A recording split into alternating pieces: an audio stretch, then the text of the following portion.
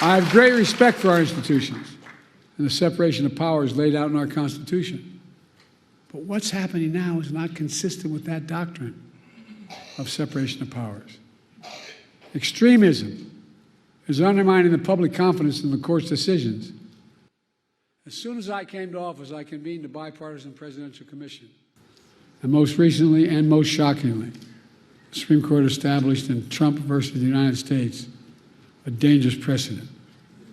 They ruled, as you know, that the President of the United States has immunity for potential crimes he may have committed while in office. Immunity. This nation was founded on the principle there are no kings in America. Each of us is equal before the law. No one is above the law. And for all practical purposes, the court's decision almost certainly means that a president can violate their oath, flout our laws, and face no consequences. Here's what Justice Sotomayor, Supreme Court Justice, wrote in her dissent, and I quote, "Folks, just imagine what a president could do in trampling civil rights and liberties given such immunity. The court's being used to weaponize an extreme and unchecked agenda. This decision is a total affront to the basic expectations we have for those who wield the power in this nation, that they are expected to be wholly accountable under the law.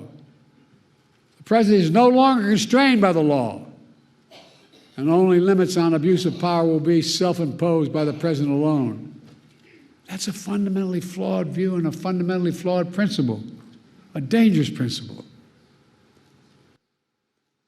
On top of its extreme decisions, the court is mired in a crisis of ethics. In the face of increasing threats to American democratic institutions, I use the Commission's analysis, and today I'm calling for 3 bold reforms to restore trust and accountability to the court and our democracy. The House said, whatever he proposes is dead on arrival. Well, I think his thinking is dead on arrival. First, I'm calling for a constitutional amendment called No One is Above the Law Amendment. It holds, and I mean this sincerely, it holds that there's no immunity for crimes former president committed while in office. I share our founders' belief that the president must answer to the law. The president is accountable in the exercise of the great power of the presidency. We're a nation of laws, not kings and dictators.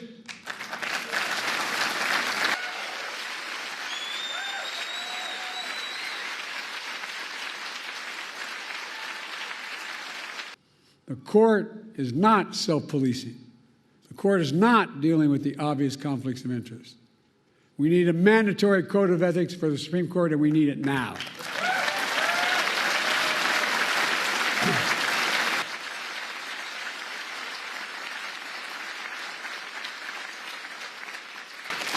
My fellow Americans, based on all my experience, I'm certain we need these reforms. We need these reforms to restore trust in the courts, preserve the system of checks and balances that are vital to our democracy. There are also common sense reforms that a vast majority of the American people support, as well as leading constitutional law scholars, progressives, and conservatives. I look forward to working with the Congress to implement these necessary reforms. A number of members of Congress are here today. Ladies and gentlemen, may God protect our troops. Thank you for listening.